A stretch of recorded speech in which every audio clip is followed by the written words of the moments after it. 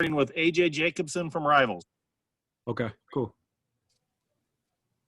Drew, I asked Coach Cristobal the other day, I said, name some things that have been standing out to you in fall camp here. And one of the first things he mentioned was, he said, under the leadership of Dru Mathis, the linebacking core has been excellent, et cetera, et cetera. But why did he phrase it like that? What have you been doing to make him say that to us?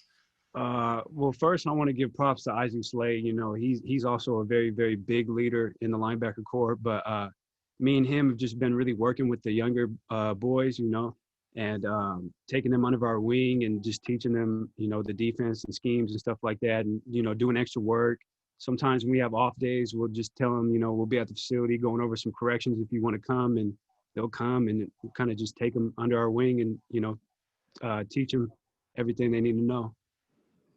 Next question comes from James Crapia, the Oregonian.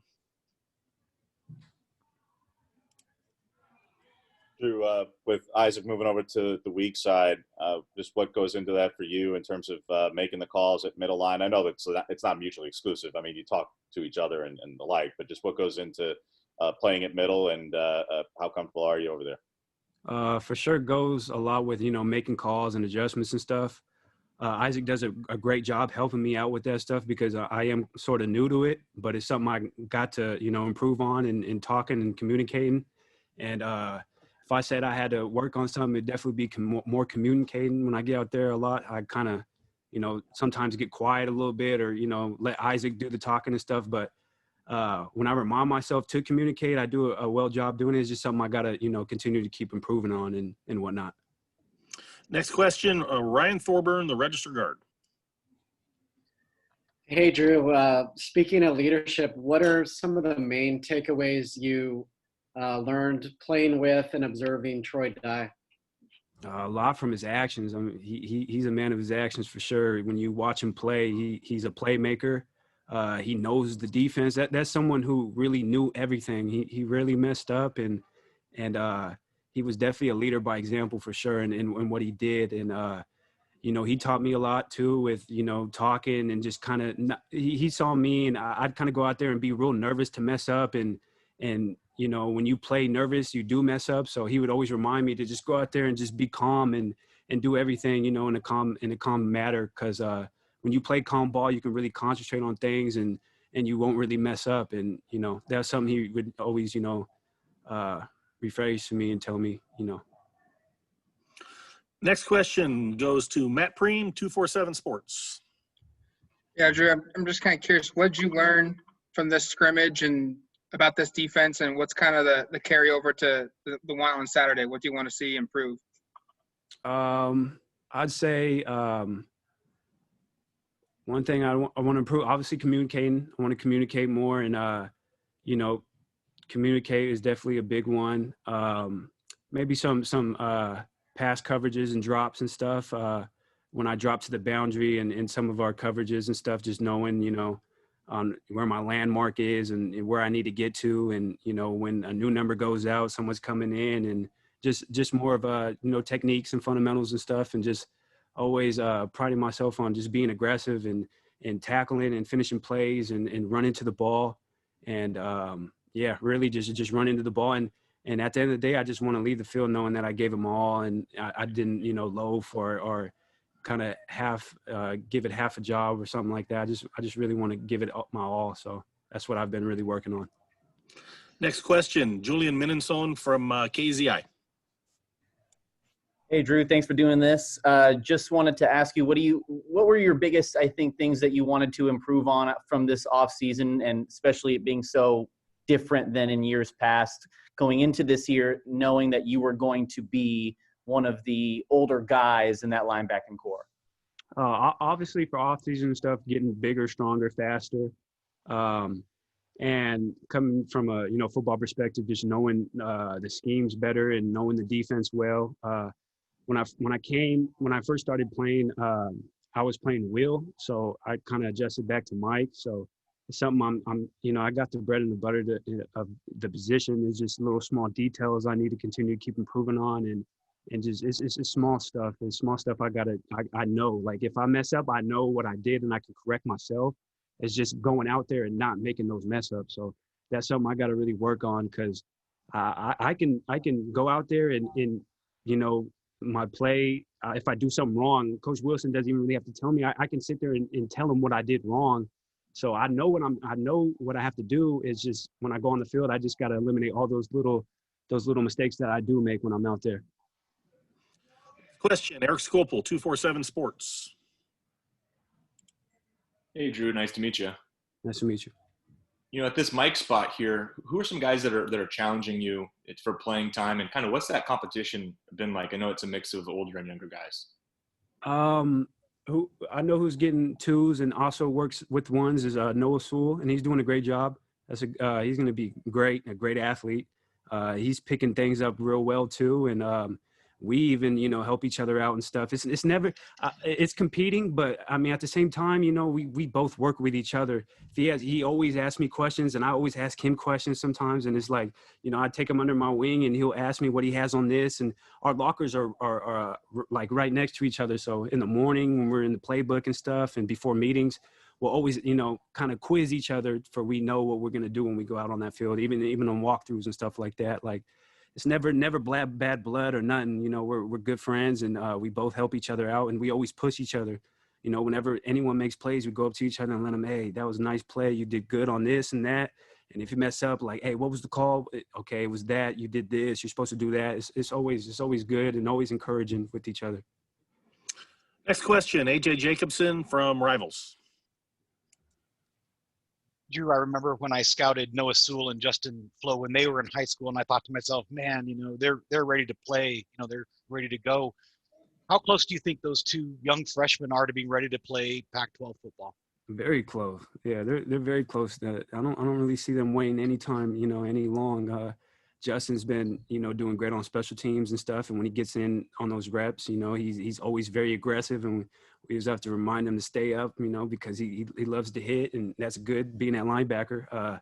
So I think they're both very close, and they will see playing time this year. So it's going to be exciting to see them both play. Next question comes from James Crapia, the Oregonian. Drew, stylistically between the two inside linebacker positions, I know even when we saw you play last season and when Troy was out at times, that's a really much more downhill position. Whereas Mike, like you talk about dropping into coverage, I mean, Isaac led the country at linebacker and passes defended. So how much more are you going to be asked to drop into coverage compared to, being downhill when you're on the weak side? Obviously a lot, a lot of it is passing, going into coverage and stuff. So that's good though, because it's something I can improve on. So I think playing Mike will be good. I've got a couple interceptions. Being at the right place today, I had one off a tip ball. Jamal Hill did a great job just kind of breaking the pass up, and I was right there at the right time. So and it's fun. I like dropping back into coverage. It's fun. Being able to be back there and, be able to try and get the ball and make an interception or make a play on the ball or make a big time hit. So it's something I'm getting more comfortable with, but, it's something I still need to improve on. And Coach Wilson, Coach Avalos are doing a great job working with me.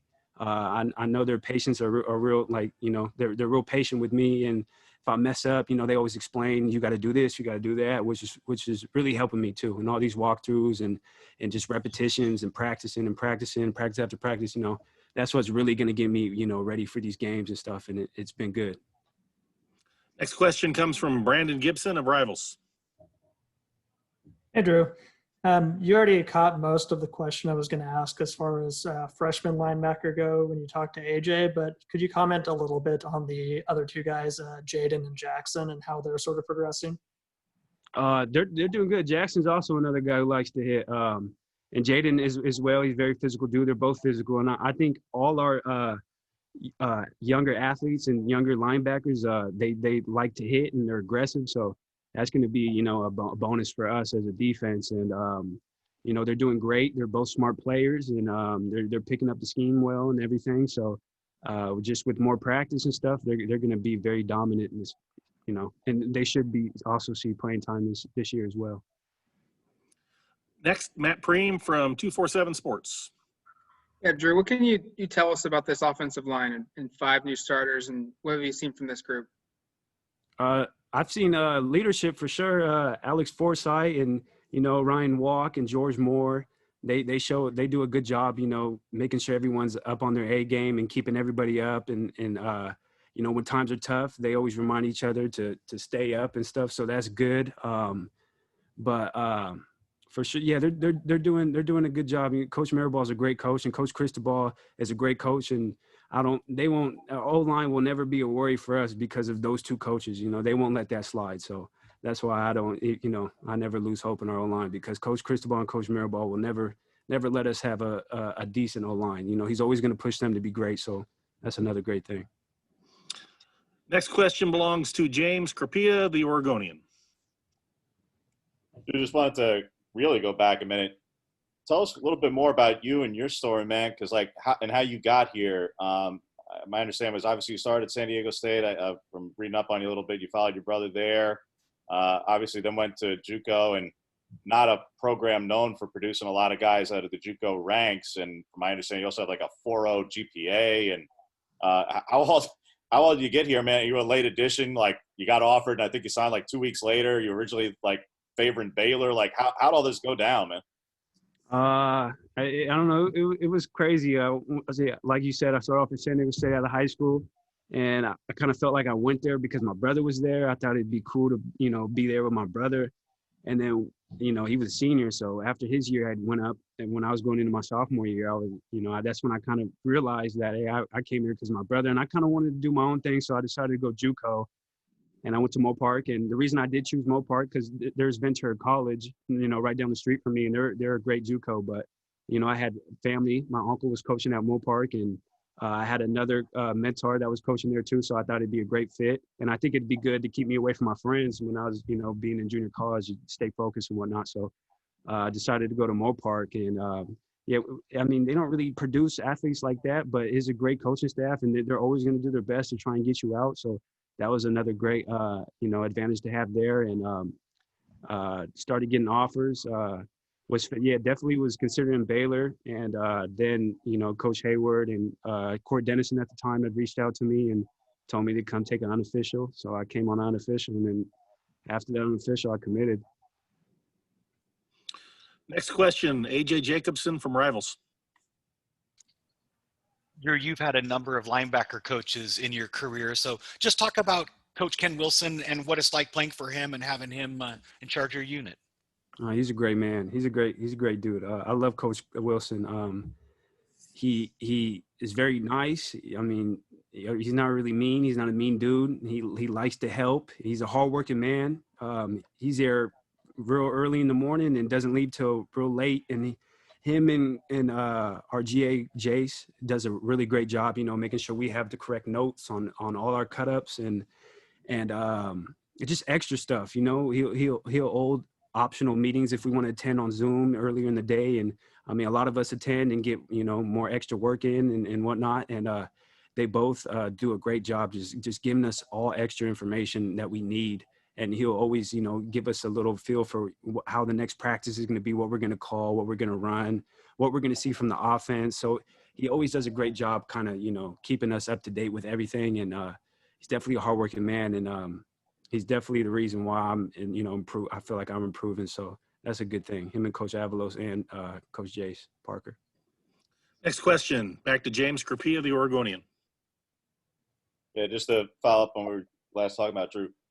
If I told you like 3-4 years ago, hey, you're going to be the starting middle linebacker for the reigning Pac-12 champions, I mean, like, how hard to believe is kind of the position that you've managed to find yourself in? Like, as much confidence as like you have in yourself and your ability, like, again, like go back a couple of years ago when you're at San Diego State, or maybe even back to high school, and then say like, this is where you find yourself now. Like, how unforeseen is this for you? It's big for sure. I still kind of wake up and think like, man, I'm at Oregon. My older brother Kendrick Mathis, this was his dream school, so I'm kind of living his dream through. He kind of gets to dream it a little bit too, because we're both brothers, and he always calls me and comes down here and stuff, and I'm able to walk him through the facilities and stuff. So it's exciting for him, and it's exciting for me as well. And if you guys would have told me this when I was back at San Diego State, I don't think I would have believed it at all, especially when I went back to JUCO. There were some times I thought I made the worst decision, and I just kept, believing in myself and working hard and, doing extra stuff and just working with coaches and making sure I was in the weight room and whatnot and getting my film out. And that's when, things started looking up right for me. And I had coaches at San Diego State tell me that I probably made the worst decision of my life, leaving them to go JUCO. And they were telling me that, it's not likely for a kid to go back D1 after leaving a Division I program, and JUCO is not for me and stuff like that. And I mean, I feel like God just had a vision for me, and I had a vision for myself because even my family was telling me that I should probably just stay, and they were kind of nervous with the situation of me coming back home. But, if you have dreams, I mean, and you work to fulfill those dreams every day, you'll be fine. You'll be fine. Appreciate it, Drew. Nice job. Yes, sir. We're done with you. Have a good day. You too. Thank you.